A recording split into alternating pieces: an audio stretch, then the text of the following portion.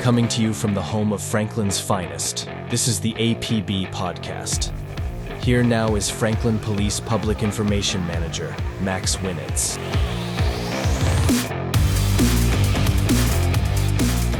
Welcome in, everybody, to episode 16 of the APB Podcast. As always, thanks so much for making us a part of your week.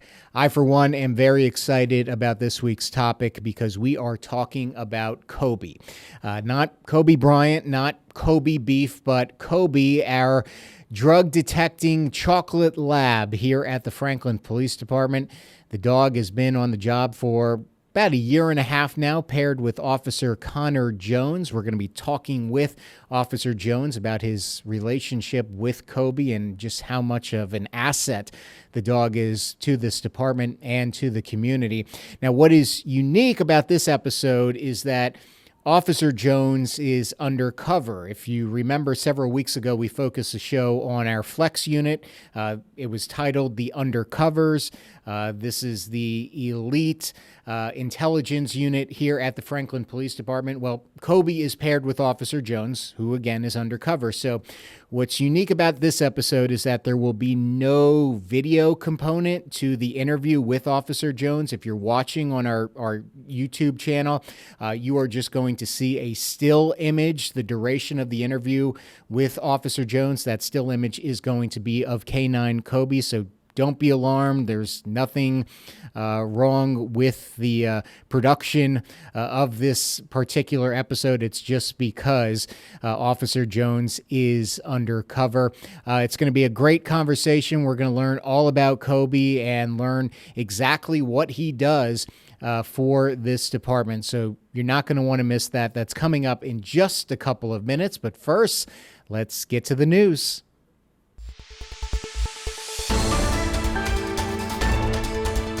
It is the beginning of the new school year, and let me tell you, our Franklin police officers have been extremely busy. During the first 2 weeks alone, our police officers made nearly 50 traffic stops in school zones with citations issued for speeding, hands-free violations, and improper passing. Now, we're sharing this not to point fingers, but as a reminder that school zones are really sacred spaces. They are where children cross the street, where parents drop off little ones, and where teachers and staff greet their students each morning. So please, please, please, can't say this enough, use the utmost caution when driving through these areas. Slow down, put your phone away, stay alert. A few extra seconds of patience can make all the difference in keeping our kids safe.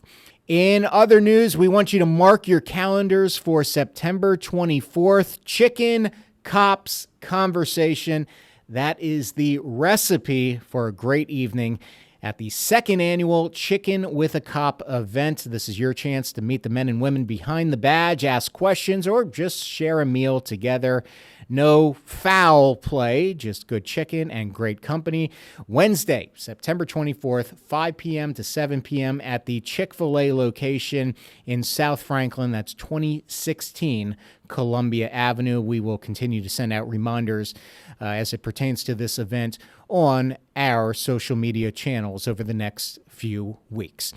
All right, coming up next, we're talking about K9 Kobe, the Franklin Police Department's drug-detecting canine. We'll be right back. Are you ready to make a difference in your community? The Franklin Police Department is seeking dedicated, passionate individuals who want to protect and serve in the South's most charming town. As a member of our internationally accredited team, you'll be part of a dynamic, supportive department that values integrity, professionalism, and community engagement. Enjoy competitive benefits, career advancement opportunities, and the chance to truly impact the safety and well-being of our neighbors. For more information, visit franklintn.gov/joinfpd. That's franklintn.gov/joinfpd. Alrighty, welcome back, everybody. Max Winitz here. I'm being joined by Officer Connor Jones, who is K9 Kobe's handler. Thank you so much for sitting down on the podcast. Thank you for having me. And if you're just tuning in, we are not doing video for this interview because Officer Jones is part of our Flex unit. He is one of the undercovers here at the police department. How much do you enjoy working undercover? I enjoy it quite a bit. I've been doing it for about 5.5 years, and I've been an officer about 8 years, so it's been a ride, but I've enjoyed it along the way. So tell me a little bit about your upbringing and your career early on in law enforcement. We were talking yesterday. I didn't know that you grew up in New England, Cape Cod to be exact, correct? Yep. So grew up in New England, Massachusetts. Went down to college in Mississippi. Had some ties down in the Franklin area at the time. My dad lived down here. And then after college, moved up to Franklin, decided to join the force. And I've been with Franklin since about May of 2017. Going from New England to Mississippi, was that a big transition? A little bit, but believe it or not, Mississippi, I went to Ole Miss. So you meet a lot of people. I think at least half that school is out of state. So you meet people from California, my area, Florida, and I mean, you meet them from everywhere. Yeah. So And you decided to stay in the South. I did. So this Franklin Police, your first department. Yes. You started off, I would suspect, in patrol. Yep. I started patrol on midnight shift for about a year, and then I transitioned over to evening shift for a year. And then about January 2020, I went over to the Flex unit. When that opportunity became available to join Flex, what did that mean to you?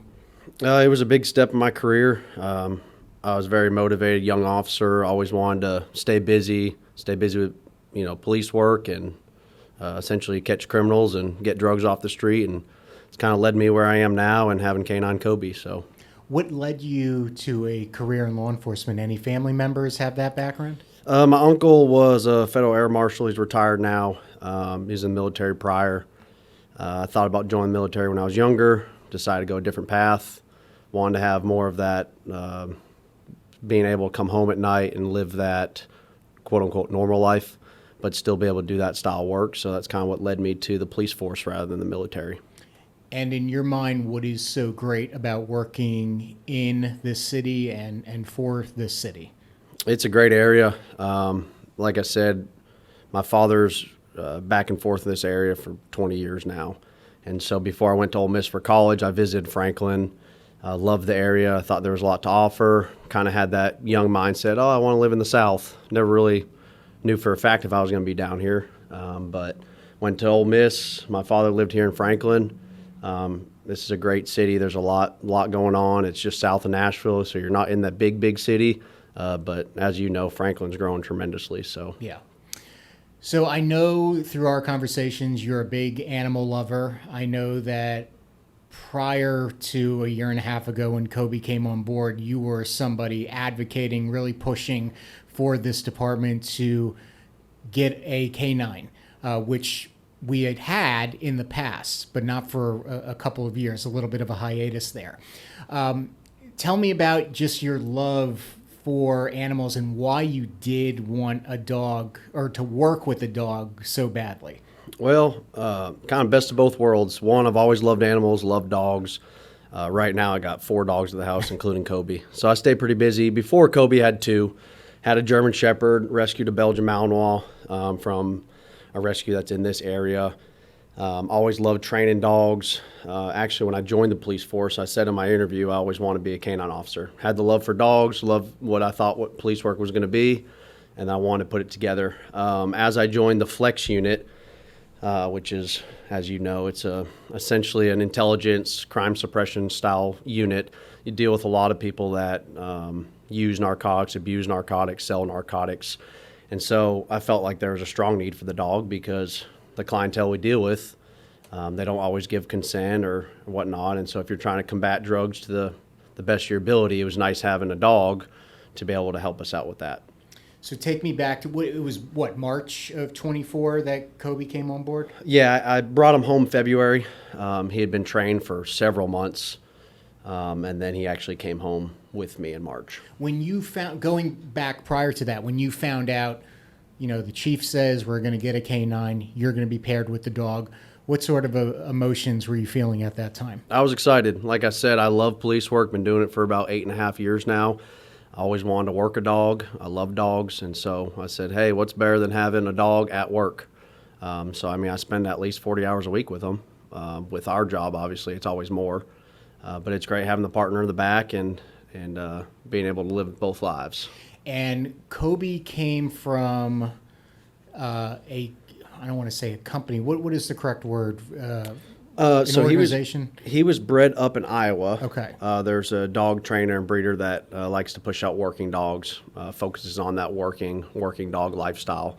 And then Dean Hunter with Canine Command up in Gallatin, Tennessee, had actually purchased him with the intent to train him for the Franklin Police Department.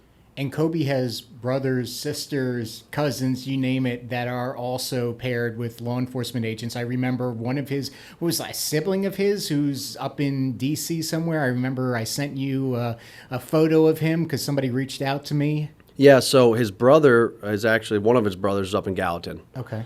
Single purpose narcotics detection canine. And I believe most, if not all, of that litter has gone to working homes. There is a explosive dog up near the D.C. area and so on. I've kind of followed a little bit, Yeah. but I know that most of those dogs have gone to working homes. So you get Kobe, then you go to Gallatin for a long period of time to train with him. Take me through what exactly you were doing with him during that training. Yeah, so beforehand, Dean Hunter gets the dog. He trains it to be able to detect and alert to the odor of, which we chose, was marijuana, cocaine, methamphetamine, and heroin. Once that dog's reliable and he's trained it to where he believes it's ready to bring in the handler, and that's when I come into the mix. So I spent about 4 weeks up there, up in Gallatin, where I traveled every day. Kobe came home with me prior to that, kind of get used to the lifestyle and being with me. And for those 4 weeks, I learned Kobe learned me, and we learned each other. And then at the very end of it all, we certify and we're ready to hit the streets. How would you sum up that partnership now that we're almost, well, let's just say a year and a half into you partnering with him? It's awesome. I know it's cliche to say, but it's like riding around with your best friend, you know. Yeah. If I don't have him in the truck for whatever reason for the day, you know, I always think he's in there. He's a pretty quiet dog, believe it or not, until he's ready to work. But yeah, it's nice riding around with him, having him, and having the company. So you mentioned marijuana, heroin, cocaine, and what was there was a fourth? And methamphetamine. Meth. Any other drugs that he's been able to detect? Nope. So he's just trained to detect and alert to those 4 illegal drugs.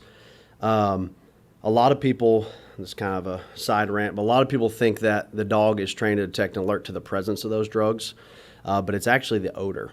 And so a lot of times street side, we have to explain to people, you ever been to a bonfire and spent the night around the fire, you go home, and that next day you wake up and either you or your significant other says that your hair smells like smoke or your clothes smell like smoke. Well, you're not near that fire anymore, right? You've left that source.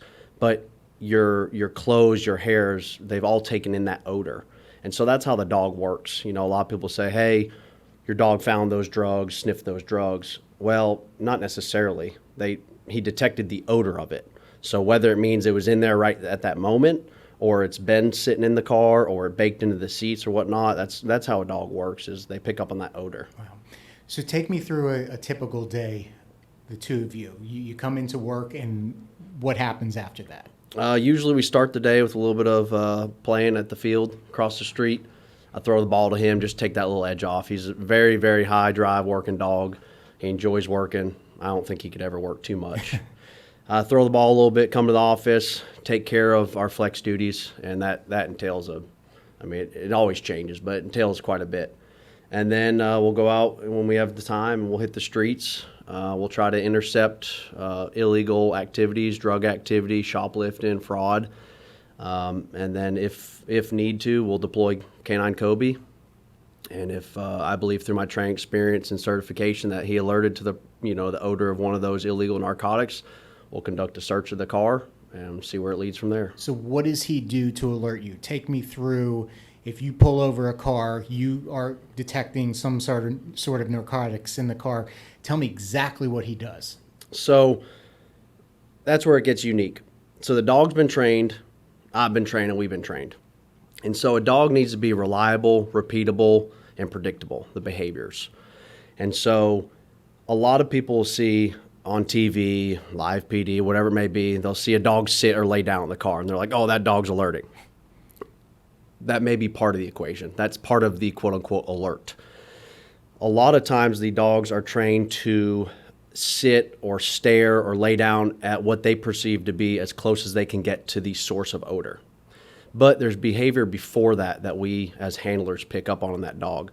It may differ a little bit, but it stays consistent. It shows that it's reliable. That may be his breathing increases and changes. It means that his search pattern may change. He may, they call it head snap and working back to that source odor. And so you'll see these changes before you ever get that sit, that down, that stare, whatever it may be, that you can pick up as handler through your constant training, your certification, all that you can tell that he's an odor of that narcotic. So if you've ever met Kobe, you know that he is a very high-strung lab. Does he act like that out on scenes, or he knows, you know what, it's time for me to work. I'm going to be on my best behavior, and I'm there to work, not to play. Yeah, so he's pretty quiet in the truck, but we do go through a ritual. There's a few steps that I do to let him know, like, hey, we're about to work. And then when I bring him up to that car, I continue with my ritual. And so he's locked in. He knows what we're about to do. He knows the quote-unquote game. And then we go from there. So he knows. He may, on our off days or before we come to the PD, like I said, we'll play ball. That's fun. He's a dog. He still has to have fun. Sure. But he's pretty locked in when he's ready to work, and he knows what he's about to do. How do you build trust with Kobe, and what kind of ongoing training do you both do together right now? It's kind of a hand in hand right there. I do monthly training with him, at least 8 to 16 hours a month. I'm training with him, and I gain that trust by him through training. When I see that his behavior is repeatable, reliable, and predictable, and it time again, and he's shown me those behavior changes in training with the illegal drugs, that's when I really start to trust him, and we have a good working relationship. That's great. Is there a case that stands out, something very memorable, an incident where Kobe really made a huge difference? I'll be honest, anytime we get illegal drugs off the streets, it's a win for us. A lot of those times with those illegal drugs comes illegally possessed weapons. So that's always a big win. He's gotten a few handguns off the streets. In total, he's gotten approximately 20 pounds of illegal drugs, being a combination of marijuana, cocaine, meth, and even some psilocybin mushroom chocolate bars. Wow. So that's terrific. What do you want kids and families here in Franklin? Obviously, this is a very animal, dog-friendly community, but what do you want them to understand about police dogs, their role in keeping this community safe? Well, I'll tell you this. Dogs are a lot smarter than humans, give them credit. Yeah. Their nose is immaculable. If you look into dogs, whether it just be pet dogs or working dogs, they're incredibly smart. You put the time and effort in a dog, you're going to get a lot back from them. And I can say from a police canine standpoint, anytime we're working, I know everyone loves watching dogs and whatnot, but give us our space. You can watch from afar and just trust the dog. And a handler will always say, trust your dog, trust his nose. And so I appreciate all the support we've ever gotten from people from Canine Kobe and surrounding agencies. And like I said, I love dogs, love working dogs, and I'm happy to be partnered with Kobe. When you were seeking a dog for the department, at that time, did you suspect, if they did move forward with this idea, that you would be paired with a lab versus a Belgian Malinois or a German Shepherd? I was open to whatever dog breed. Yeah, I was open to whatever dog breed that was offered. But it's hard to look at a lab and not think they're a cute dog and whatnot. But yeah, as long as that dog can work, and I know he's reliable, and he gives me 100%, I was going to be happy with whatever. You mentioned earlier you've got a Malinois, a Shepherd, and now Kobe at home. So you have experience with all three dogs. What's that like as a police officer? It's pretty busy. I'll say I have the Malinois, I have the Shepherd. Kobe is essentially a Malinois in a lab's body. He's got that energy. He's got that energy. He's got that drive. I couldn't bring him in the office today because I knew he was just going to be jumping all over the counters and he's going to be thinking he's working. Yeah. So he's very, very high drive, very motivated, but he's a great dog, and the household, it stays busy. But I keep them all separate. Canine Kobe's a working dog. He's still a pet, but I keep my dog separate and just keep him focused on when it's time to work, it's time to work. Tell me more about what he's like off duty. How do you spend time with him when you're not at work? What's his relationship like with the rest of your family? So he is owned by the department, but he is my dog. Essentially, he comes home with me. He stays at my house. So I still have to do the routine of a regular dog, take him out several times a day, feed him, keep him happy. But because he's always wanting to work, I do take the edge off, and we exercise. And like I said, he's a dog. So I'll bring him down in Columbia, bring him dock diving, bring him swimming. And so I still want him to be a dog and enjoy being a dog. But when it's time to work, it's time to work. And he's what, 2 now? He's about 3 years old Almost now. 3? Okay. So with a lab, what is sort of the average retirement age for a police canine lab? Being a single-purpose narcotics detection canine, you can typically, as long as the dog stays healthy, you can typically work until you think they're done. And that just depends solely on the dog, the handler, and how you feel. But it's very high chance that he can work till 8, 10.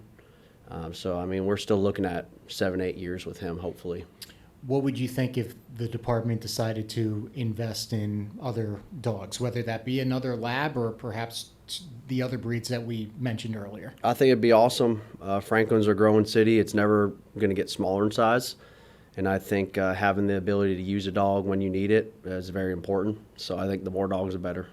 And finally, Connor, you kind of touched on this earlier, but what do you hope our listeners take away from hearing about Kobe and the work that the both of you guys do, which is fair to say vital as far as keeping this community safe is concerned? Yeah, it is vital. Most importantly is essentially trust us as law enforcement, trust my dog, trust us to make the right decision. We're trying to clean up the streets. Unfortunately, in today's world, there's a lot of bad people out there. There's a lot of bad drugs, and our number one priority as law enforcement is keep people safe. And if that means Kobe takes a small amount of drugs off the street, then that could save someone's life for the day. I don't care if it's a small little, bag of illegal marijuana or if it's 10 pounds of cocaine. Any little bit of drugs I can get off the street and potentially change someone's lives or keep them alive is a big deal to me. Let me follow up with you on that. All we hear about nowadays, it seems, is fentanyl. Are there dogs being bred to detect fentanyl? They're being trained to detect fentanyl. Kobe is not a fentanyl detection dog. However, you have to realize when there are narcotics users, dealers, sellers, and so on, fentanyl is not the only drug they deal with. So there may be a time that my dog could be detecting the odor of marijuana, cocaine, heroin, or methamphetamine, but we do find fentanyl in the car. So it's the nature of the game. But like I said, I don't care what illegal drugs we get out of that car and what, the amounts that we get, but any drugs off the streets, I think is a win. Can Kobe, suppose there's, an epidemic of another drug that he hasn't been trained for, as long as he's in this line of work, can he go and be trained to detect additional narcotics? Yes. So I'm not a trainer, but understanding how it works, when you train a dog, obviously he's trained to detect those 4 illegal drugs. So in the future, you can always add another odor in there. It's not as common, but it is definitely a possibility, and you're able to do so. Okay. Well, Connor, I really appreciate it. Is there anything else at all you want to add about your relationship with Kobe, what he means to this department, this city, that I didn't ask you about? No, like I've always said, I appreciate Chief. I appreciate the city. I appreciate the citizens that give us support for our unit, Canine Kobe, and the rest of our law enforcement personnel here. All right. Officer Connor Jones, thank you very much for your time, and thank you to Kobe as well for all of his hard work. Appreciate you coming on the podcast.